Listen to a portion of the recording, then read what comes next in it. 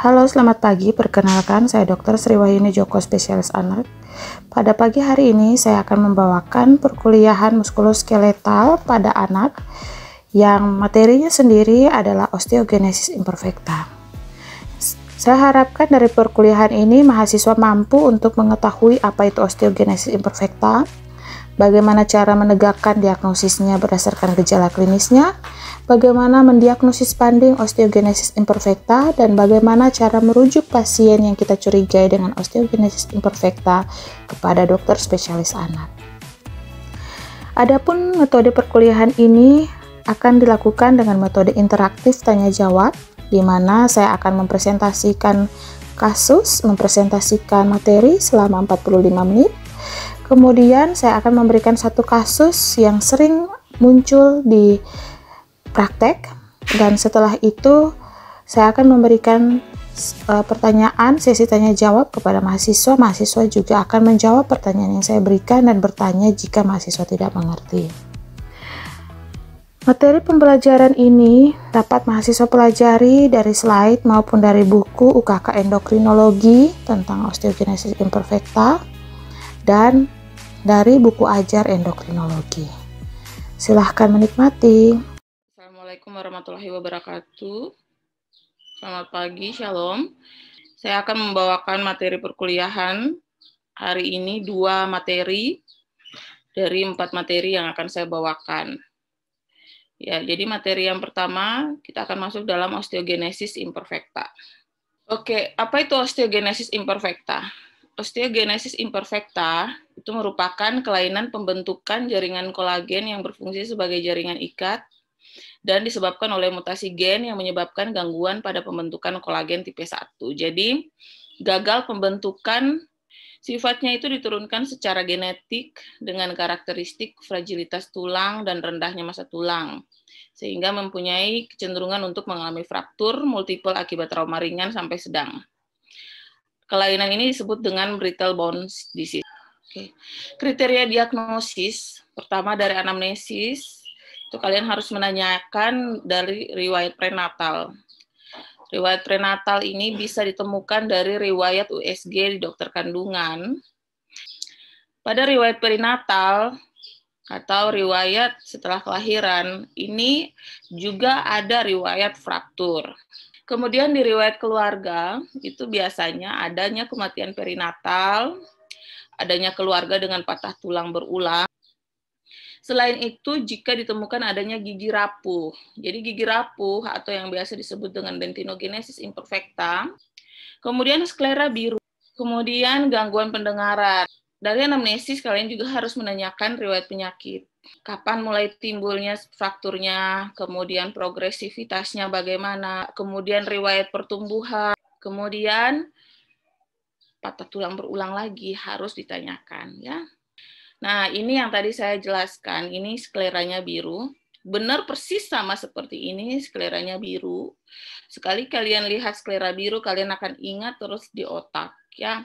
Jadi, ini kan normalnya harus putih, ini benar-benar biru. Sedangkan ini yang disebut dengan dentinogenesis imperfecta, giginya sering rapuh, ini kelihatan semua dentin giginya.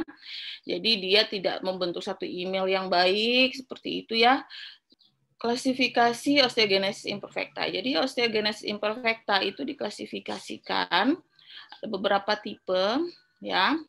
Yang pertama itu tipe 1, tipe 2, tipe 3, tipe 4, tipe 5. Kalian lihat di sini, ini tidak beraturan. Paham ya? Jadi jangan kalian menghafalkannya beraturan karena dia tidak beraturan. Berdasarkan berat ringan disebut dapat dibagi menjadi OI ringan sedang atau yang disebut dengan tipe A. Tipe A itu tipe 145, itu disebut sebagai osteogenesis imperfecta. Jadi kita singkat ya, osteogenesis imperfecta atau OI. Nah, ini alur diagnosis. Ya, alur diagnosis. Sumbernya saya ambil dari UKK Endokrinologi IDAI ya. Jadi pertama kalau kita lihat anak ada fraktur matanya biru. ya, atau mata tidak biru tetapi bowing bone, kemudian giginya sering kayak kropos, kemudian dia sering ada riwayat fraktur berulang. Kita berpikir dia sebagai klinis OI. Yang pertama yang harus kita pikirkan, apakah dia ini familial atau non-familial. Familial, kalian cari riwayat keluarga, ya. Apakah di keluarganya ayah atau ibunya pernah mengalami yang sama, atau keluarganya om atau tantenya, seperti itu, ya. Setelah itu ternyata kalian tidak ketemu, baru pertama kali muncul seperti ini dalam keluarga di anak ini. Jadi kalian bisa menduga bahwa dia ini non familial, ya. Evaluasi umum dulu sistem skeletalnya bagaimana. Pada perawakan pendek, atau ada disproporsi tubuh kah, atau ada deformitas tulang panjang kah? Deformitas tulang panjang kayak gimana? Yang tadi saya bilang, bowing bone atau tidak, kemudian anaknya pendek atau tidak, tangannya lebih panjang dari tinggi badannya atau tidak, ya. Itu yang kita sebut sebagai disproporsi tubuh, atau kakinya sebelah panjang, sebelah pendek, tangannya sebelah panjang, sebelah pendek, berarti ada disproporsi tubuh. Anaknya berdiri nggak lurus, nah itu berarti disproporsi tubuh. Lalu setelah itu di foto ronsen. Dari foto ronsen atau modeling tulang ternyata ada abnormalitas pada tulang panjang, ya. Tapi ingat ya, sklera biru pada bayi usia kurang dari 1 tahun itu wajar. Kenapa? Ingat, pembentukan dari kolagen juga belum sempurna pada anak kurang dari 1 tahun. Ya, jadi tidak bisa sklera biru tanpa tuli, tanpa deformitas tulang, tanpa riwayat fraktur, tanpa gigi rapuh pada anak kurang dari 1 tahun. Kalian mendiagnosis sebagai osteogenesis imperfecta, tidak bisa. Kalian harus menunggu perkembangan penyakitnya sampai benar-benar kalian yakin bahwa anak ini mengalami osteogenesis imperfecta. Nah, setelah kalian lihat ada ternyata panjang tulangnya tidak abnormal, modelingnya itu kalian lihat di fotonya, misalnya kayak tadi saya bilang ada tampak kalsifikasi pada medulanya, ya. Ketemu saja kelainan dari tulang, entah itu ada bekas fraktur yang lama atau fraktur yang baru, itu kalian masuk ke ya. Ya, di sini kemudian kalian lihat apakah ada fraktur iga kongenital atau torak pendek sempit dengan gangguan pernafasan atau tidak. Sedangkan kalau pada modeling tulang kalian tidak ketemu kelainan tulang, kalian lihat apakah ada sklera biru atau tidak, dengan mengingat bahwa sklera biru tidak bisa kita jadikan patokan pada anak kurang dari 1 tahun. Ternyata ya, ada. Berarti kalian bisa bilang bahwa dia OI tipe 1. Ya. Tipe 1 tadi apa? Tidak ada deformitas, tetapi ada sklera biru. Ya. Kemudian ternyata sklera birunya tidak ada, Dok. Oke, kalian bisa lihat bahwa ada tidak gambaran tulang wormian atau ada osteopeni atau tidak dari fotonya. Ada. Berarti kalian balik lagi klasifikasinya uni atau bilateral membran oseus. Jadi membran oseusnya ada tidak klasifikasi. Kalau tidak berarti OI tipe 4. Kalau ya, OI tipe 5. Tapi kalau tidak ada tulang wormian atau tidak ada gambaran osteopenia, sudah sangat tidak mungkin itu OI, ya. Nah, selanjutnya ini ternyata ada fraktur. Oke, kalau ada fraktur, apakah femurnya pendek, melengkung, atau fraktur kecil-kecil tidak pada iga, ya. Jangan kalian berpikir anaknya dipukul sama orang tuanya terus iganya patah, itu kasar sekali, ya. Kalian harus berpikir jangan-jangan ini memang fraktur kecil-kecil pada iga ini karena kelainan tulang, seperti itu. Terus hampir tidak ada mineralisasi pada tulang kepala. Foto di otaknya itu ternyata tengkoraknya itu tidak ada mineralisasi. Ternyata ya ada Seperti itu. Kalian masuk ke OI tipe 2A. Oh, tidak ada, Dok. Oke, lihat lagi femurnya terbentuk lebih baik. Apakah fraktur iga berkurang dan mineralisasi berkurang? Kalau tidak, pikirkan DD yang lain. Pikirkan kelainan tulang yang lain, ya, yang nanti akan kita bahas. Oke, ini pemeriksaan penunjang. Dari pemeriksaan penunjang kita harus memeriksakan satu radiologi. Apa yang ditemukan pada radiologi anak dengan OI? Ditemukan tanda fraktur atau penurunan densitas mineral tulang. Ditemukan osteopenia atau osteoporosis dari pemeriksaan apa? Prenatal USG atau USG dalam kandungan waktu anaknya belum lahir. Bone survey, nanti saya akan tunjukkan apa perbedaan bone survey dan BMD, bone mineral density. Bone mineral density ini untuk melihat apakah densitas mineralisasi tulang itu baik atau tidak. Kemudian dari laboratorium, dilihat biokimia tulang, kalian cek apa? Kalsium, vitamin D, fosfat, alkali fosfatase, dan magnesium. Bila klinis meragukan dan pemeriksaan memungkinkan, silahkan kultur fibroblast dan analisis mutasi. Nah, ini bone mineral density. Jadi benar-benar kalian lihat densitas tulangnya. Biasanya dilakukan di tulang panjang. Ini saya ambil contoh nih, bowing. Jadi dia benar-benar melengkung tulangnya. Ini ada bekas fraktur di sini, ya. Terus ini yang saya bilang, dia di tengah-tengahnya ini kalsifikasinya itu mulai lebih banyak, ya, seperti itu, ya. Jadi bone mineral density dia tampak osteopeni di sini. Dia gambaran tulangnya tidak terlalu full, tidak terlalu tampak bagus, seperti itu, ya.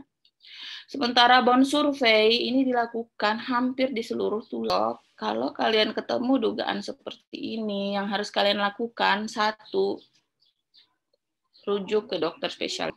Saya akan memberikan tata laksana medikamentosa. Medikamentosa itu kita pakai bifosfonat, karena ingat bahwa tadi fosfatnya akan turun, sehingga kita menggunakan terapi bifosfonat. Nah, tata laksana non-medikamentosa, ada bedah ortopedi, kemudian rehabilitasi medik, konseling genetik, cari tahu apakah memang ada genetiknya yang membawa seperti ini atau tidak. Kemudian konsultasi dengan ahli terkait. Ini biasanya Set biar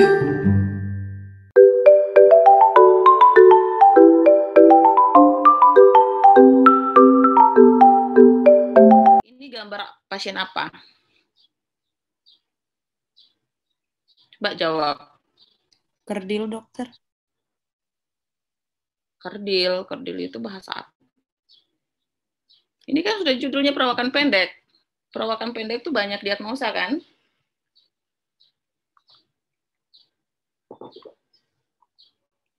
Perawakan pendek banyak diagnosa, kan? Ketua kelasnya mana nih?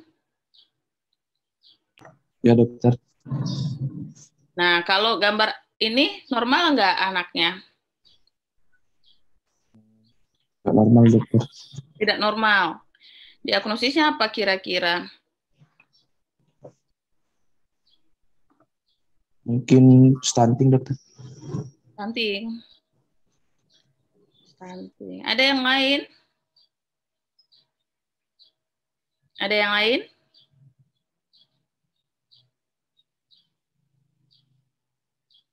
Stunting sama kerdil mirip, ya. Ada yang lain? Sekretarisnya mana? Saya, dokter. Ya, menurut kamu apa, Dek? Kuarsiorkor, dokter. Apa? Siapa tadi yang bicara?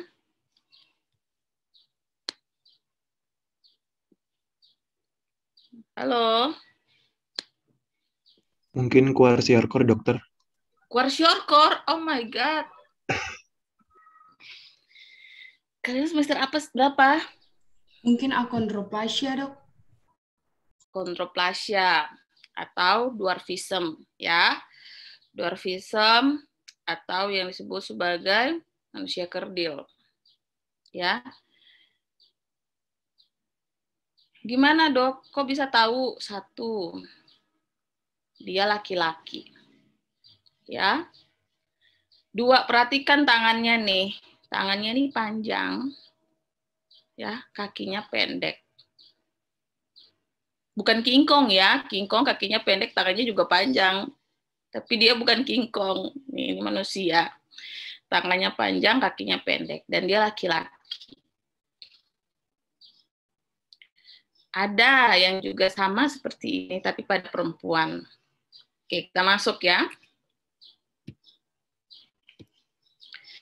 Perawakan pendek itu merupakan suatu terminologi atau suatu diagnosa untuk tinggi badan anak yang berada di bawah persentil 3 atau kurang dari 2 standar deviasi pada kurva pertumbuhan yang berlaku pada populasi tersebut. Etiologi. Variasi normal. Variasi normal itu ada 2, yaitu CDGP, Constitutional Delay of Growth Pubertal, jadi dia terlambat. Tingginya mengalami pubertas itu terlambat. Anaknya pendek, tapi saat dia pubertas langsung menjulang tinggi. Nyalip bapak ibunya, nyalip teman-temannya. Ini yang kita sebut sebagai CDGP. Dia cenderung datar, kurvanya, kemudian pada pre-pubertal mulai meningkat, dan pubertas langsung meroket, ya biasanya. Atau familiar short stature. Familiar short stature itu khasnya, dia kurvanya mengikuti garis bertambah, tetapi dia selalu berada di bawah dari garis usia, dan dia selalu berada di dalam familialnya, jadi tinggi potensi genetiknya. Dan kelainan patologis. Kelainan patologis ada yang proporsional, ada yang unproporsional. Perawakan pendek unproporsional ditandai dengan panjang tubuh bagian atas lebih panjang dibandingkan panjang tubuh bagian bawah. Nah, ini dia. Perawakan pendek, kecepatan tumbuhnya bagaimana? Dokter. Oke, lanjut. Ada 2 perawakan pendek yang terjadi kelainan skeletal. Yang pertama, sindrom Turner. Sindrom Turner ini terjadi pada perempuan. Ingat selalu pada perempuan. Cirinya, webbed neck. Ya. Bowing, lagi-lagi bowing, bengkok tangannya. Bengkok, juga ini kalau kakinya ke bawah kelihatan juga bengkok. Garis rambutnya pendek. Jadi kalau kita kan normalnya di atas sini, ya ini dia enggak, dia bawahan pendek. Kenapa bisa pendek? Sebenarnya sama aja, cuman karena lehernya pendek, jadi kelihatan ini lebih di bawah lagi seperti itu. Nah ini di tulang kaki keempat, ya tangan-tangan keempat pendek dia. Jari keempat ini pendek, ini saya nggak kelihatan ya. Jari keempatnya pendek. Kemudian ini tulangnya juga mengalami osteopenia seperti itu. Ya, apa itu sindrom Turner? Sindrom Turner itu kelainan yang terjadi akibat kehilangan satu kromosom X sehingga selalu dan tidak pernah terkena pada anak laki-laki. Kalau terkena pada anak laki-laki biasanya tidak selamat. Yang survive itu anak perempuan. Kenapa? Karena dia punya 2 kromosom X. Sementara kalau laki-laki hanya punya 1 kromosom X. Jadi yang akan datang ke kalian selalu anak perempuan, ya. Gejala klinisnya bagaimana, Dok? Tadi saya sudah jelaskan sedikit. Jadi kalau gejala klinis dia harus perempuan, dysmorphic sign, retrognasia. Jadi dia palatumnya itu letak tinggi, palatum di belakangnya itu tinggi sekali. Telinga letak rendah dan mengalami rotasi posterior. Kemudian low posterior hairline, webbed neck yang tadi lehernya itu. Ptosis, kemudian displasia kuku, dan ada insersi puting susu. Turner, kelainan bentuk tulang akibat pubertal growth spur yang tidak berkembang, sehingga yang tadi saya bilang vertebranya memendek atau hipoplasia, dan membentuk lehernya pendek. Pada tulang sendi didapatkan cubitus valgus, genus valgus, jadi itu yang kakinya bentuk O, ya. Serta metakarpal 4 memendek. Kemudian osteoporosis dan fraktur juga sering terjadi. Osteopenia dominan pada lokasi trabekular pada saat pubertas. Diagnosisnya, kita harus melakukan pemeriksaan karyotype 25 sel metafase menggunakan metode binding gimsatrypsin atau GTG. Terapi, nggak ada terapinya, kalian harus rujuk ke dokter spesialis anak. Jadi dia bentukannya tuh kayak kaki cumi-cumi. Nah, ini tangannya pendek, ini ucok baba dan kawan-kawan ya. Definisi akondroplasi itu adalah kelainan genetik yang mengakibatkan pemendekan dari tulang-tulang sehingga hanya mencapai tinggi badan maksimal 1,2 cm. Oke, saya rasa cukup itu saja. Terima kasih. Ini pasien apa coba? Sindrom Down, Dok. Sindrom Down ya. Bukan Turner ya. Ini Turner. Lihat matanya tuh ngantuk nih.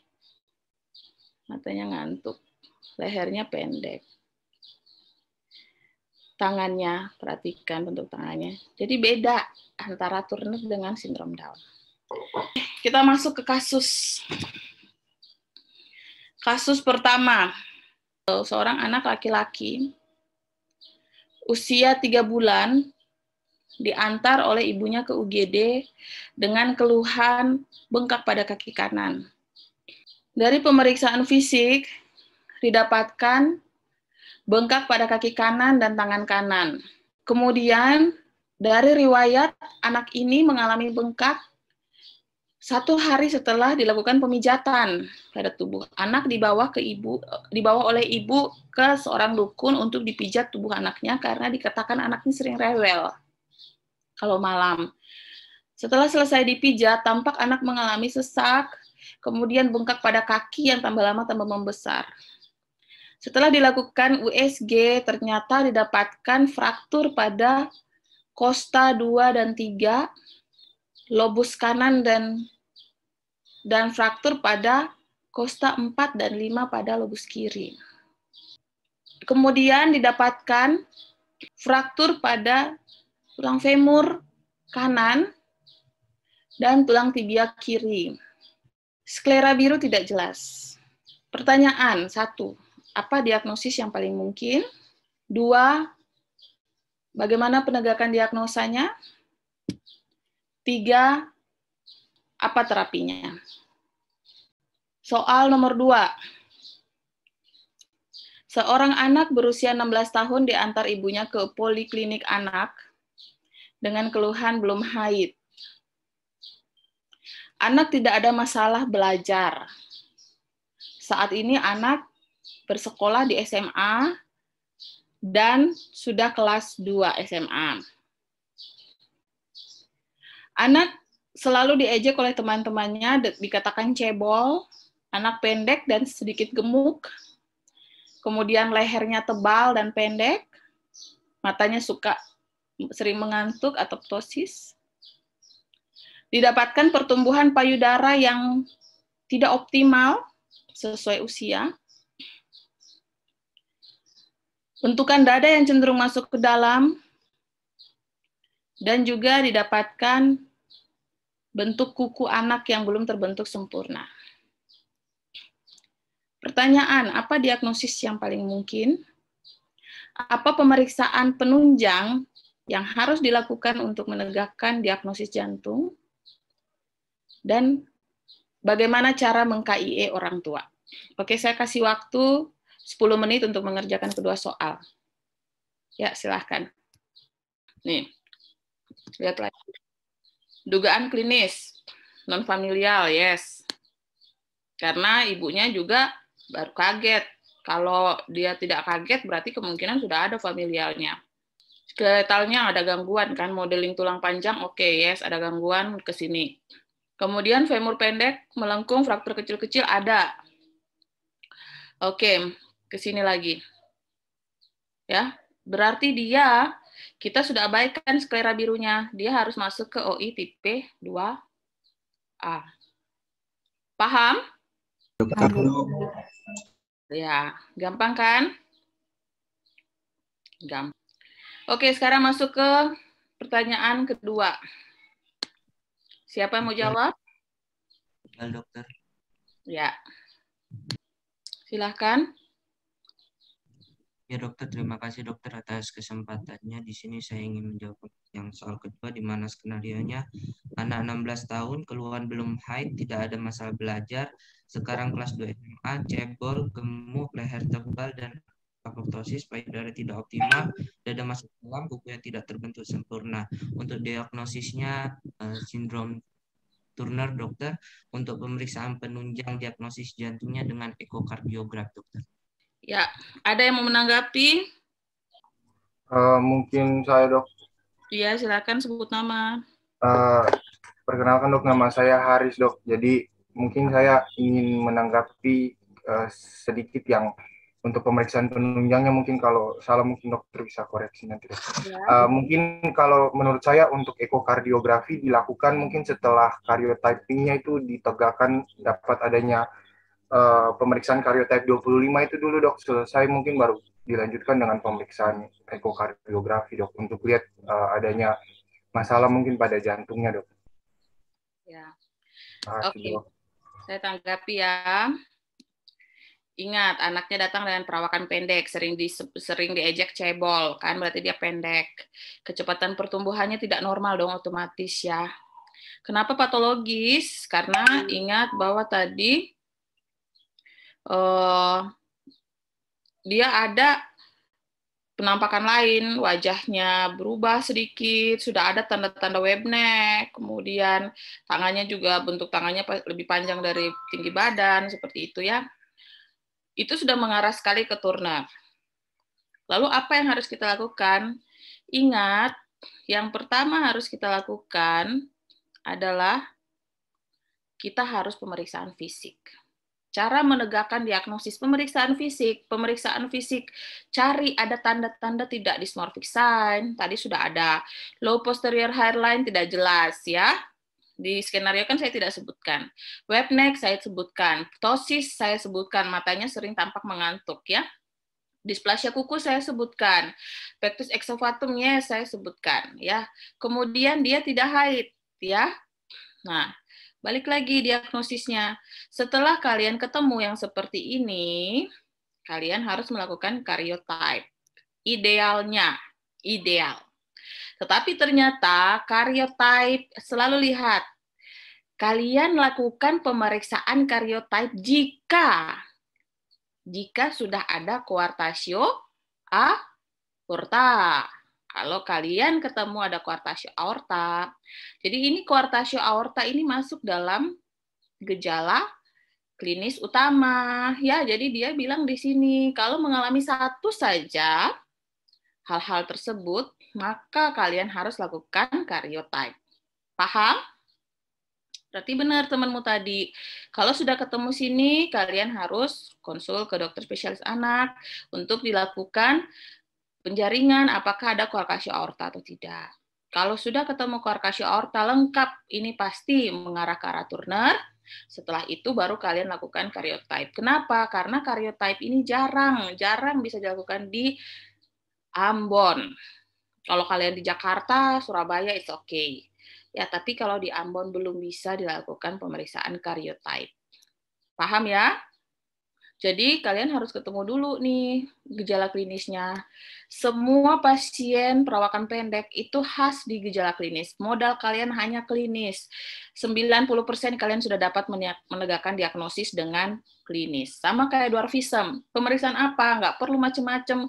Lihat klinisnya dia, udah kamu bilang kerdil, berarti kalian langsung foto